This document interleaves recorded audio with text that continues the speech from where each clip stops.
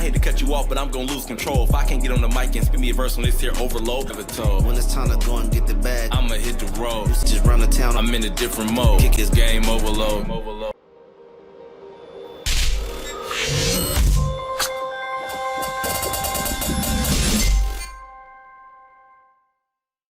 Time that we left off, you had barely brushed on the topic of the music industry. What is your experience in the music industry? What's your connection to the music industry? What do you do? I had said a consultant because a consultant could be anything. How I got my start, and hopefully everybody can see me. I look, my head isn't cut off or anything. Charlie will let me know if I do or if I fade all the way to black because of the shade. But how I got my start in music is, to me, I always a lot of people love music, read the lyrics, want to see, this and that. Would write letters back in the day. So when I had got politely kicked out of the school in Kansas, and I was in Barnes and Nobles working them 2 jobs, Graveyard, Chevron, track and trail during the day at the mall, Sun Valley Mall. And one day at night, I found a magazine called Explosive. And Ron Hood, I see, is the owner of it, right? I hit Ron Hood up like, hey, by this time, my cousin said, you got $2,500 on you? He said, come to Grambling with me. I said, okay, I'll come to Grambling with you. He's like, yeah, we'll be rich out there with that. I find this magazine, I call the owner, and I say, hey, I'd like to write for you. I could write for you for a couple weeks, but I'm about to go to Louisiana. Ron Hood is sharper than a Ginsu knife. Black and Filipino cat, still runs Underdog Records in Pittsburgh, California. You said, what's the name of the label? Underdog Records. It's a store. It was a record shop that had clothing, but he also shot how we used to have the locals shooting the music videos and the local shows on TV. He did that. Almost like public access, but he spent a lot more money. Mm-hmm. And so Underdog Records, he had Explosive magazine.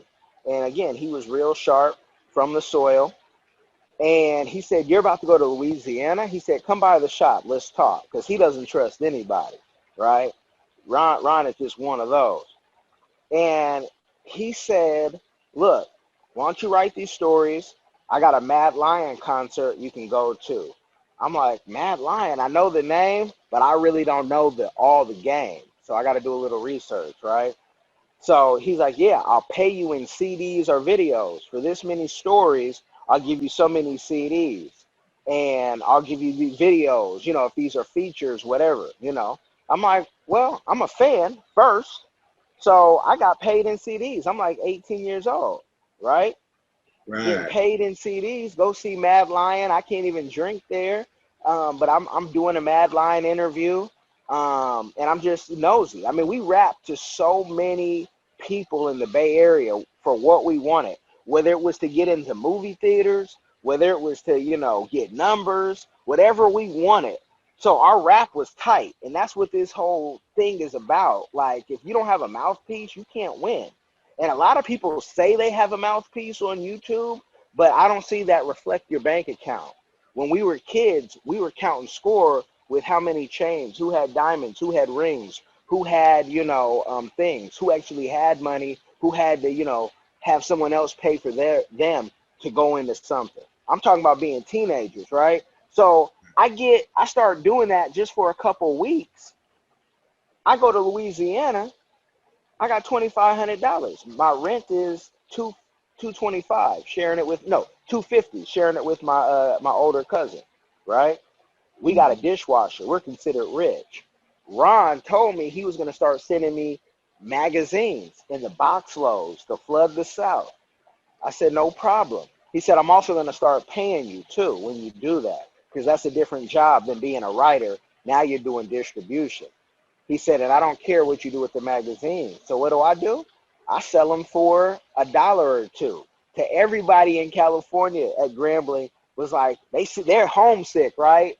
Most of them first time being away from home. If they were older, they're like, wait, you interviewed Mad Lion? Hold on, you interviewed Selly Cell? You interview, whoever their favorite rapper was, right? Straight from the soil. So I'm now known as the journalist guy at 18, 19, whatever. I put a little small team together. Shout out to a rapper and a friend of mine to this day, KO. I give him a box of magazines. I say, hey, just bring me back like $1 a magazine. He hustles them and can get them sold for like $5 a magazine to people. And he's more kind of in the, he's in a different circle that I'm in. You know what I mean? Because he's doing music. He's a rapper.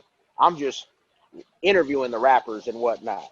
So I do that from here to Texas. Somebody else had a car. I say, hey, we going to a game?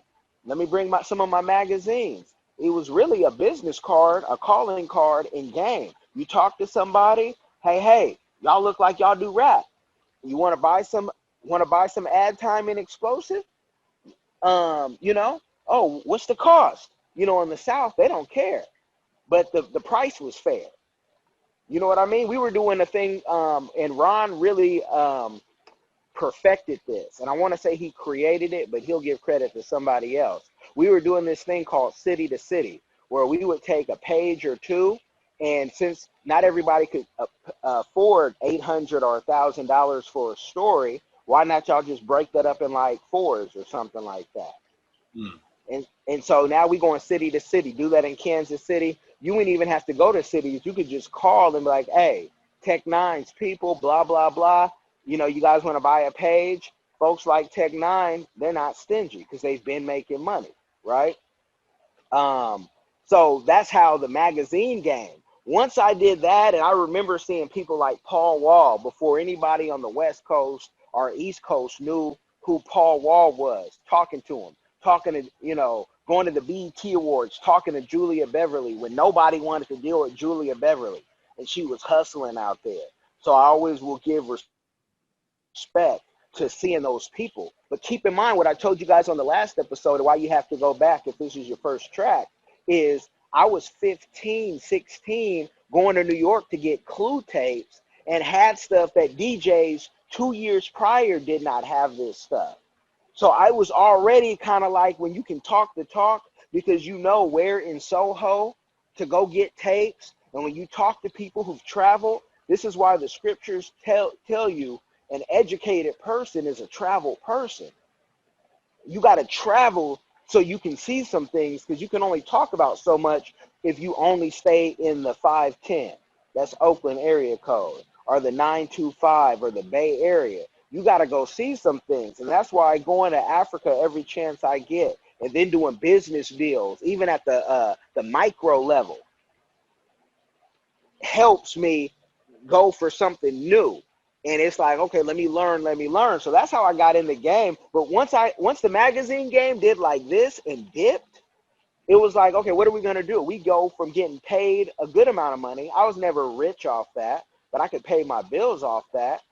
I said, who did I like being like if magazines are going out? And there's this one woman, I really admired her. And she said, I would never date anybody in this industry. And I would tell you to do the same. Vicky Charles. Anybody who's seasoned in this game knows Vicky Charles' name because she ran the PR department for Universal, especially when Cash Money started getting their deal. And so I said, I like Vicky's job and I like her swag. And so that's where the PR part came in. Once you start doing PR, it's a wrap if you did it right. If you were a journalist first and then you did PR, you came up the old school way, so you know what the journalists are looking for. Once the PR thing was cool, it was my partner to this day, Raru, who said, Kellen, you're in the top publicist group. She put me in there, the top publicist group. PR czars is what we call ourselves. But she said, Kellen, I'm going to let you know, you do more than PR. So make sure you're charging for that because you set up people's business. You make people money. You make, I had a woman who makes a good amount of money. I almost said her money amount. I'm not going to say that. But she lives in Africa. She said, "You've given me 2 business ideas this week. You got to send me an invoice type talk." I said, okay, that type of talk. Am I going to send it? No. She'd have to, give it to me because I'm just giving the game because we're supposed to share, Charlie. With unity, we all win. If not, I don't know what you're here for. I like it. I love it. Man, come on, man. You speaking my language. Hey, check this out. This is the second episode of Game Overload. You know what I'm saying? I am Smoove J Charles, and I'm here with Kellen Kash, man. The game right now, man, on a whole bunch of on your story, man, and I appreciate that, man. You know what I'm saying? It's a unique story. You know what I'm saying? And I think it's just a powerful thing that people can learn from. You know what I'm saying? Because they might have faced some, similar experiences in their life, to where they've been, where they've been diagnosed or misdiagnosed, you know what I'm saying? Like we was talking about earlier and all of that, you know what I'm saying? And how you just, didn't pay that no mind and did your thing. So man, what do you see, man, for the future? Man, I see great things for the future. The plan is to do more investment, especially on the continent of Africa. It's wide open for all of us. It's the reason why I created the website, www. I say that because some of the search engines are hating on us. Mall of Africa. Africa. Yes, Africa. The days of .com, you guys can have that. But we're .Africa everything, and I'm showing people this is a free website that you can go invest with other people right now with, at least 5 different investments and see other YouTubers. We just today closed a deal that one of my, the African Diaspora News Channel, he's going to have his office in Kenya, in Nairobi. That's going to happen, and we're going to show other people, how to do that. And so, and there's other YouTubers who are who've gotten citizenship already in Africa, and people putting plans. So that's where I see the future for me, because like this environment that I'm in right now with the palm trees, this is, a quarter of the price in Africa with the same, palm trees back when the continents were all put together, right? All the continents. And so before the shift, what do they call it? Like Pangea or whatever. I can't. Come on, talk to me. Hey man, yeah. I like I said, I'm the student, man. I be studying some shit, man. And we're the original people as far as we talk about quote unquote African people or black people or whatever you want to call it. But those are all misdiagnoses also, because we're really not black people or African people. Well, we got to take whatever labels society will understand, but we also have to know who we are. Because one thing I don't like, Charlie, is when people say we're the original people. We're the original people, and that's what I'm saying. Now look, and we're not from Africa.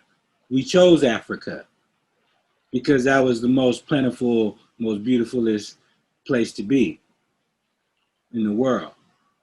You know what I'm saying? And so that's what it was. But we're all over the world. We're all over the world.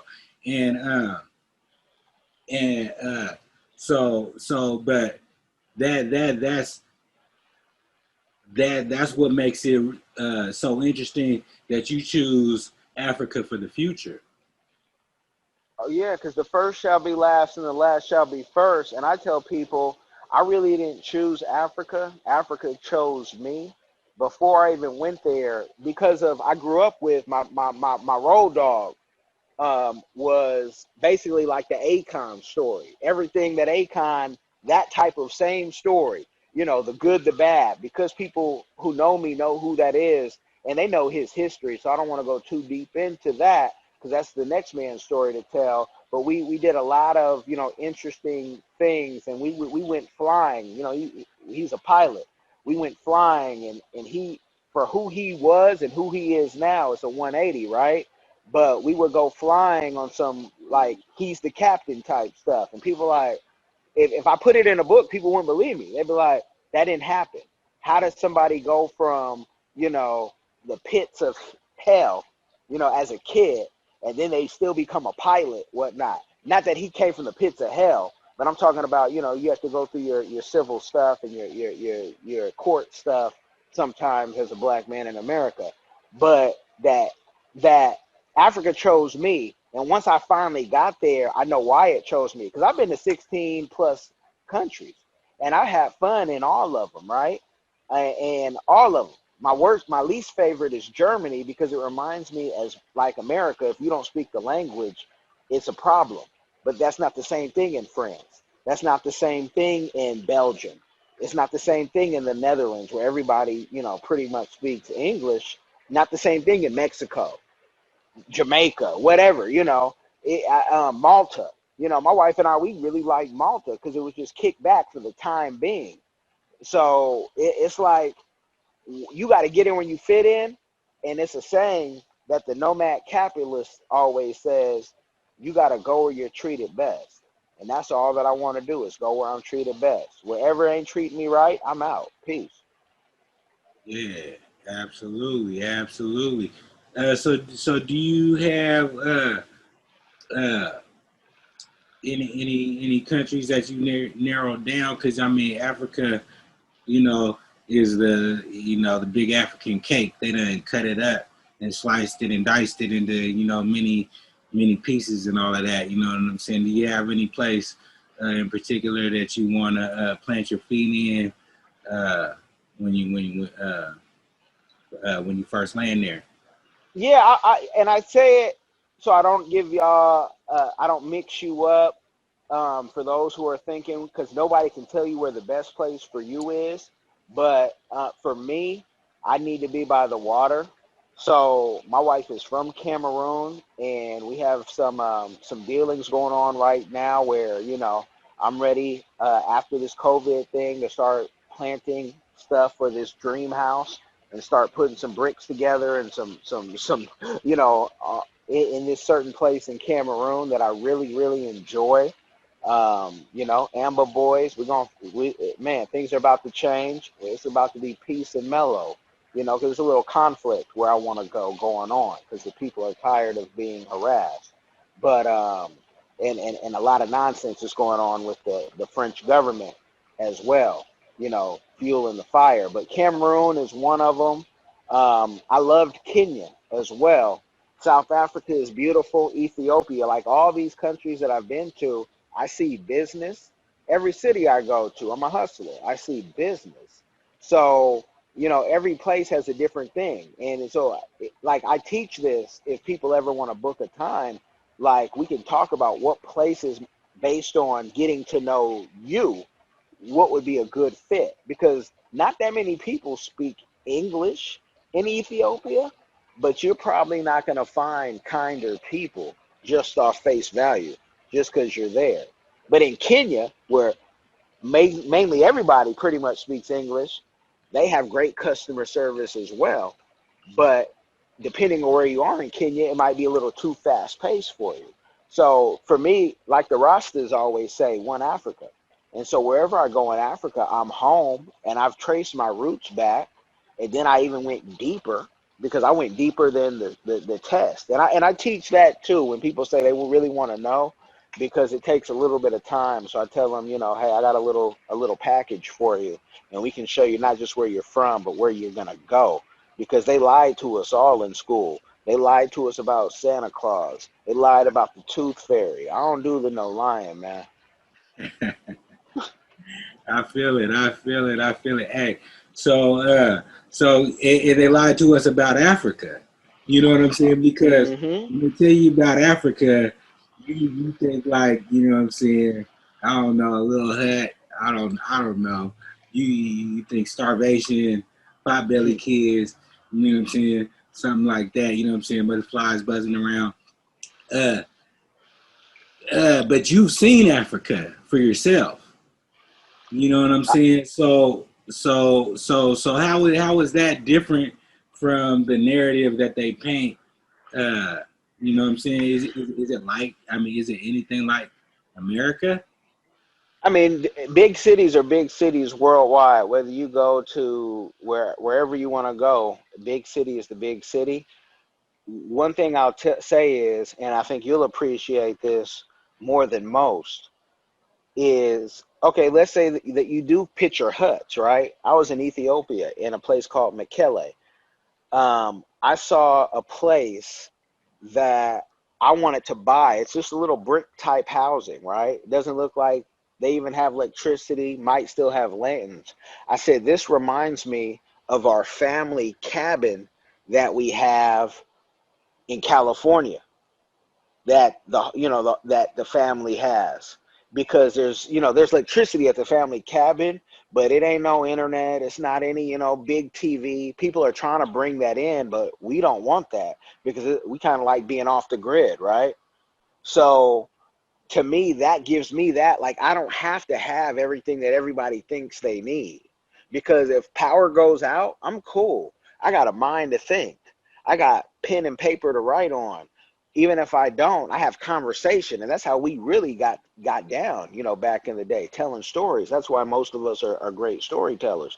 And so to me, Africa is, I mean, I'm home, even if I don't speak the language, even though I can, in different languages. People say, I didn't know you spoke that. I said, I don't, but you should have learned at least a piece. So in case you get lost. I've been in Paris where a man killed himself, jumped in front of the train, whole train, start flickering lights like the movies. I don't speak good French at all. So I don't speak French at all. And I'm like scared for a second because I don't know what happened. Terrorist attacks just happened prior to me leaving. I've left places and terrorist attacks have happened before, right? So you just don't know. And to me, they lied to us because they want to keep you on the plantation. And as long as they can keep you paying taxes and keep you in this bubble of America's the greatest country, which it is a great country, don't get it wrong. But to say something is the greatest means you have to have experience and not just you are on a resort in a place. Chris Rock has a great joke about that in his latest stand-up.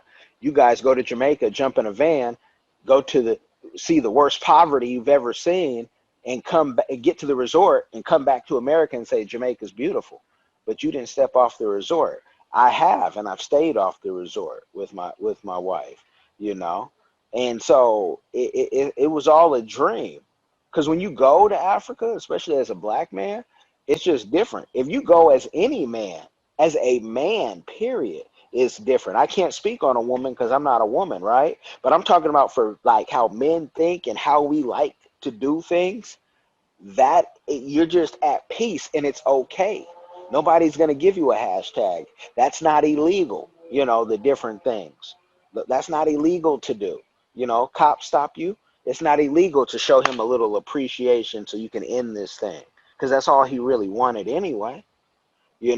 We're not out there committing crimes, but I do like that you don't have to worry about a militarized state and people watching you from camera to camera in case you jaywalk or something. Right. Man, you don't want none of that, man. But check this out, man. This is the game overload, man. And Kellen Kash is giving you the game right now. You know what I'm saying? This is Smoove J Charles. Man, my phone's ringing. Man, I'm telling you, man, that's just what it is. But But look, we gonna wrap up this episode. You know what I'm saying? I hope it's good to you. You know what I'm saying? So it's good for you. You know what I'm saying? Charlie, What's that? before we wrap this episode, I'm just curious to know, when you talk about huts and the poverty and whatnot, what is home to you? Like, what do you need for something to be considered home to you? Man, you gonna ask me a question like that? Man, home is where you lay your hat, man. You know what I'm saying? You know what I'm saying? Is where I roam is home. You dig what I'm saying? Like, man, shit, the earth is my turf. You know what I'm saying? Like, Yeah. like, man, yeah, wherever, man. You know what I'm saying? Like this whole place, wherever you can see. Okay, and that's what I wanted to know. I know you were gonna wrap it up, but I wanted to get that before you did that, just so you know, we give a full description of people who really don't know. Do they need the big house to, you know, be considered successful, or do they just need peace and family and somebody who will be there for them? You know, kids running around, if that's your thing. Man, it was like I was kind of touching on in the earlier interview. Is really, yeah, finding yourself, your true self, and letting go of your false self, because you know what I'm saying, the misdiagnosis. You gotta let go of the misdiagnosis. You know what I'm saying, and then find who you really are. You know what I'm saying, and when that happens, you realize, man, as far as the way it goes, man, man, everything is your play. Okay. Yeah. And that's a, you know, that might be the start of our next conversation, because Charlie wanted to cut it, but I needed to hear that because I don't think a big home or small home is home. So we might have to go, you know, deeper on another episode. But y'all stay tuned in and be blessed. I hate to cut you off, but I'm gonna lose control. If I can't get on the mic and spin me a verse on this here overload, never told. When it's time to go and get the bag, I'ma hit the road. just run the town. I'm in a different mode. Kick his game overload.